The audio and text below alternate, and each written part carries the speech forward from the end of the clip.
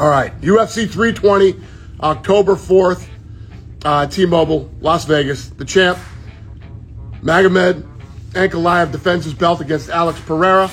The co-main event for that fight will be Merab versus Corey Sandhagen. Merab is on a 13-fight win streak. Sandhagen's ranked number 3. Another badass fight on that card is Yuri Prochazka versus Khalil Roundtree. I don't need to say anything else. For those of you that know, you know.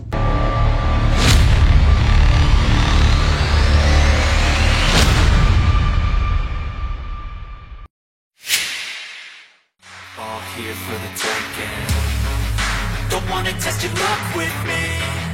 I think I've had enough disease. Las Vegas, kota penuh cahaya dan dosa, lagi-lagi bakal jadi saksi bisu dari duel yang gak sekadar soal sabuk emas, tapi tentang harga diri, dendam lama, dan warisan yang dipertaruhkan. Dana White, sang bos besar UFC, akhirnya buka suara dan bikin gebrakan gila buat gelaran UFC 320 yang bakal digelar di T-Mobile Arena Oktober mendatang.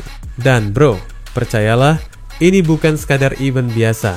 Ini panggung perang buat mereka yang belum selesai urusannya di Oktagon.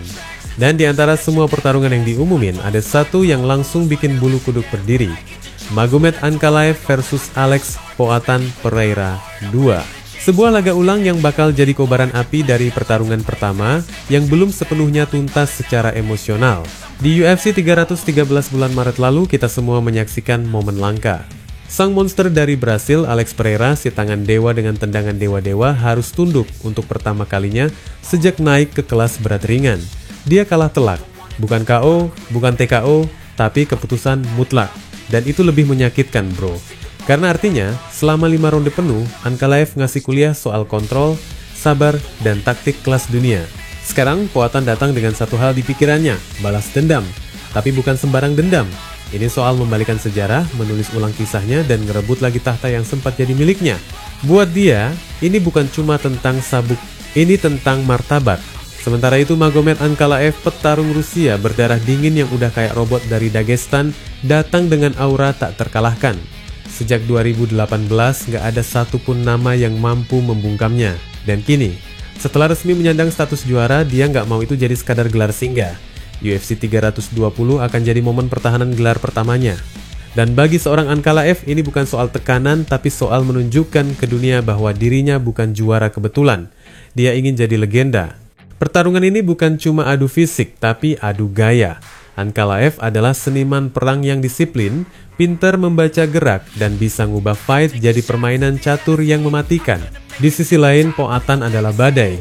Sekali kena, tamat. Sekali hilang, fokus lawan, selesai. Tapi di laga pertama, badai itu bisa dikurung. Dan sekarang, kita semua nunggu, apakah badai akan datang lebih besar, atau malah makin kehilangan arah. UFC 320 di Las Vegas menjanjikan malam penuh drama, emosi, dan kemungkinan kejutan. Ini bukan sekadar rematch, ini bisa jadi awal dari trilogi atau akhir dari era Poatan di kelas berat ringan. Apapun hasilnya nanti, satu yang pasti bro, Oktober bakal panas, dan Las Vegas bakal terbakar.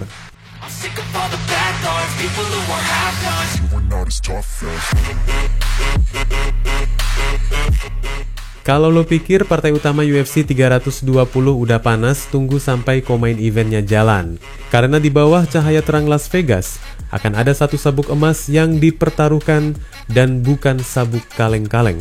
Ini gelar kelas bantam bro. Dan dua nama paling gila di divisi ini bakal saling hantam demi jadi raja sejati. Merab Dvalishvili, si mesin dari Georgia, balik lagi ke Oktagon buat yang ketiga kalinya di tahun 2025. Gila kan? Ini petarung bukan manusia bro, ini turbo mesin jalan. Setelah sukses ngacak-ngacak Umar Nurmagomedov di UFC 311, dan kemudian bikin Sean O'Malley tap out di UFC 316, catet ya, itu submission pertamanya sejak 2017. Merab udah resmi jadi calon kuat Fighter of the Year. Udah kayak petarung dari dimensi lain. Bukan cuma menang, tapi dia menang dengan gaya yang nunjukin kalau dia udah bukan lagi si underdog yang kerja keras diam-diam. Dia sekarang sang juara yang disegani. Submission atas O'Malley itu bukan cuma kemenangan, tapi pernyataan. Dan sekarang dia datang dengan misi lanjutan, mempertahankan mahkota dari ancaman baru yang gak kalah gila. Dan inilah dia, Corey the Sandman Sandhagen. Si petarung funky dari Colorado yang udah terlalu lama mondar-mandir di gerbang menuju kejayaan. Selama hampir 5 tahun, nama Sandhagen selalu nongol di seputar percakapan gelar. Tapi nasib kayaknya belum sepenuhnya berpihak. Tapi bro, itu cerita lama. Setelah ngehantam mantan raja kelas terbang Deiveson Figueiredo dalam pertarungan epik yang ngubah momentum karirnya, Sandhagen siap ngebalik skrip. Sebelumnya, dia juga sempat dihancurin Nurmagomedov dalam deretan kemenangan yang makin membakar reputasinya. Dan sekarang dia akhirnya dapat kesempatan keduanya rebut emas. Ya, ini title shot kedua dia setelah duel lawan Petrian di UFC 267 dulu. Bedanya sekarang, Sandhagen bukan lagi si penantang biasa. Dia datang dengan darah dingin, skill komplit, dan rasa lapar yang udah ngendap terlalu lama. Dia udah nunggu cukup lama buat malam kayak gini. Ini pertarungan yang gak bisa ditebak. Merab adalah petarung yang kerja non-stop, tekan lu dari awal sampai akhir, kayak zombie yang gak ada matinya. Tapi Sandhagen adalah teknisi striking, punya movement yang bisa bikin pusing 7 keliling. Dan dia juga udah makin tajam sejak comebacknya. UFC 320 bukan cuma tentang siapa yang lebih kuat. Ini soal siapa yang bisa jaga fokus, atur tempo, dan tahan mental di bawah tekanan gila. Di Komain ini akan ada yang tumbang. Entah itu sang raja atau penantang yang selama ini jadi bayangan, sekarang waktunya berdiri di cahaya. 2 pertarungan sabuk di satu malam, 2 dendam, 2 kisah berbeda. Tapi satu arena, Las Vegas. Siap mental bro, UFC 320 bakal jadi malam berdarah yang gak bisa dilupain.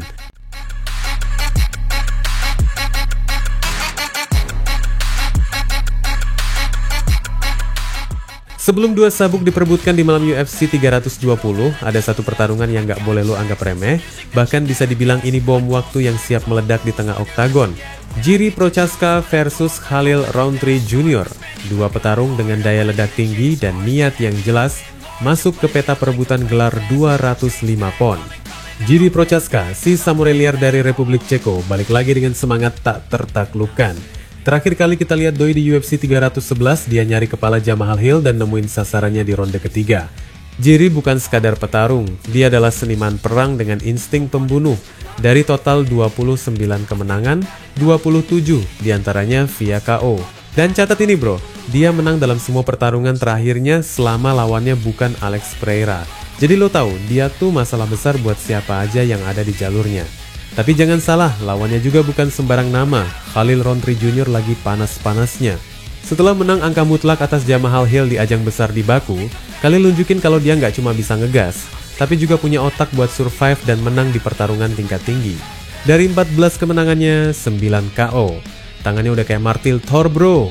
Pertarungan ini adalah benturan 2 dunia, seni tempur kuno ala Procházka versus kekuatan jalanan penuh amarah dari Rountree. Siapa yang lebih kuat? Siapa yang lebih lapar? Dan yang paling penting, siapa yang bisa bikin lawannya tidur duluan? Yang jelas, pertarungan ini bisa nentuin siapa penantang gelar kelas berat ringan berikutnya. Jadi jangan berani ke dapur pas laga ini mulai bro, lo bakal nyesel.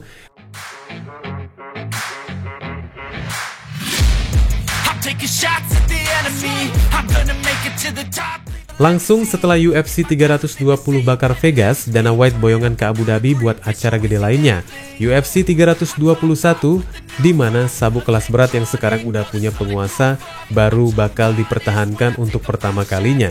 Dan penguasanya, si monster asal Inggris Tom Aspinall. Tom udah resmi duduk di singgasana.